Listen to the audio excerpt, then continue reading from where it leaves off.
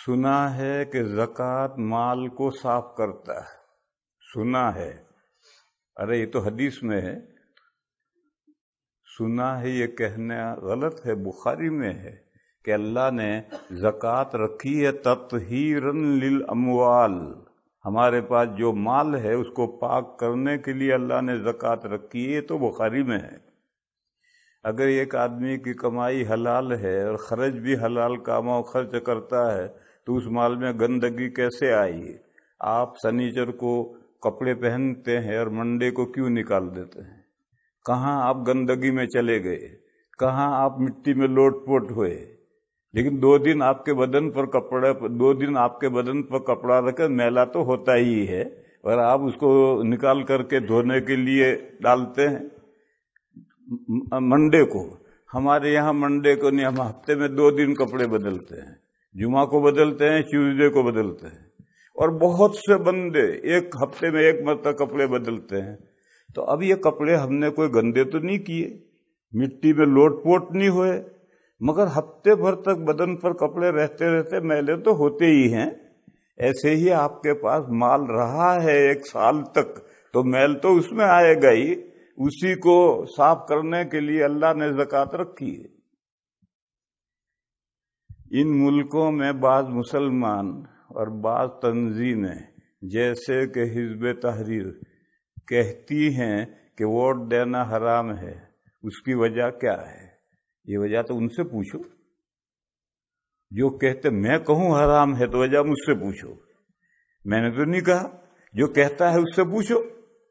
اور صحیح بات کیا ہے؟ صحیح بات ہے کہ ووٹ دینا جائز ہے، البتہ چند کینڈیڈیٹ ہوں تو آپ اپنے خیال میں انڈیویجول جس کو ملک کے لیے اور ملت کے لیے بہتر سمجھتے ہوں، یا پارٹی کے اعتبار سے جس کو بہتر سمجھتے ہوں، اس کو ووٹ دے سکتے ہیں، جائز ہے، مردوں کے لیے بھی عورتوں کے لیے بھی۔ بیماریاں کیسے پھیلتی ہیں؟ جراثیم سے پھیلتی ہیں یا اللہ کے حکم سے، اللہ کی طرف سے، اللہ کے حکم سے پھیلتی ہے؟ کیا ہم جراثیم پر یقین کریں؟ نہیں، البتہ حدیثوں سے اتنا ثابت ہے، سمجھو اچھی طرح سے، حدیثوں سے اتنا ثابت ہے کہ بعض بیماریوں میں بیمار کے ساتھ اختلاط، ملنا جلنا، بیماری کے اسباب میں سے ایک سبب ہے، یہ حدیث سے ثابت ہے۔ بس جب سبب ہے تو اچھے اسباب اختیار کرنا یہ اللہ کا حکم ہے، اور برے اسباب سے بچنا یہ اللہ کا حکم ہے۔ بس جن بیماریوں میں مریض کے ساتھ ملنے جلنے سے بیماری ہو سکتی ہے، ان بیماریوں میں اگر احتیاط کرے آدمی تو شریعت کے خلاف نہیں ہے۔ جراثیم کیا ہے؟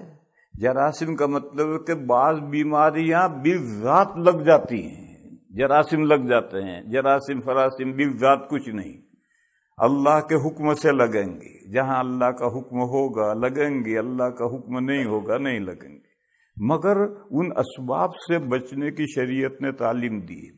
میں ایک مثال دوں، میں جب میرا بچپن تھا اور میں تو مدرسے میں پڑھتا تھا، لیکن ہمارے گھر میں بھائی بہنوں میں سے ایک کو چیچک نکلی تو سب اس سے دور رہنے لگے، وہ ابھی ٹھیک ہوا بھی نہیں تھا کہ دوسرے کو نکلی، پھر تیسرے کو نکلی، اور میری ایک منجلی بہن ہے اب بھی، وہ سب کی خدمت بھی کرتی تھی اور بچا ہوا کھانا بھی کھاتی تھی۔ میری فیملی میں وہی ایک بہن چیچک سے بچ گئی، باقی سب کو نکلی۔ تو یہ تو اللہ کا حکم ہے، انسان کے اندر ڈیفینس پاور ہے، اگر وہ ڈیفینس پاور کام کر رہا ہے تو بیماری کی جراثیم نہیں لگیں گے، اور ڈیفینس پاور کمزور ہے تو لگیں گے۔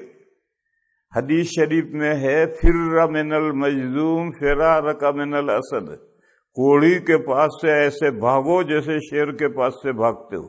اس حدیث سے معلوم ہوا کہ بعض بیماریوں میں بیمار کے ساتھ اختلاط من جملہ اسباب مرض ہے، اور اچھے اسباب اختیار کرنے کا شریعت کا حکم ہے، برے اسباب سے بچنے کا بھی حکم ہے۔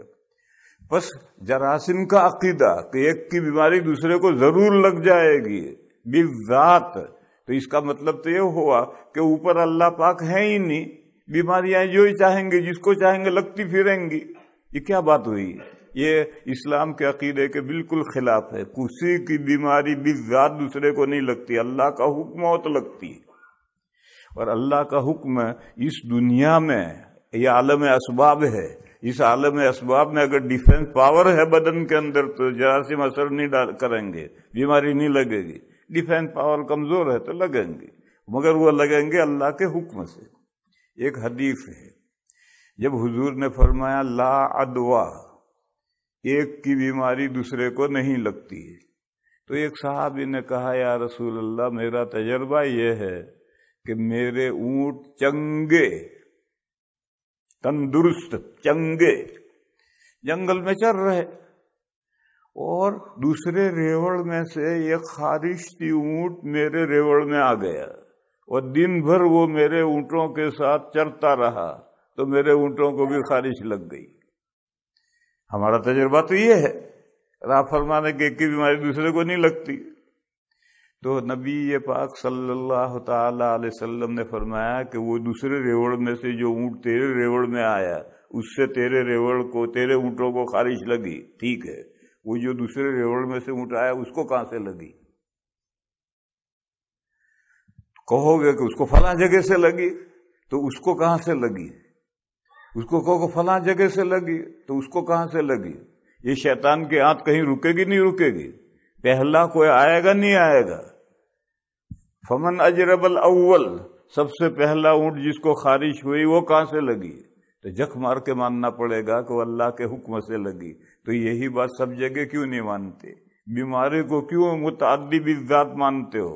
اللہ کا حکم ہوگا تو لگے گی۔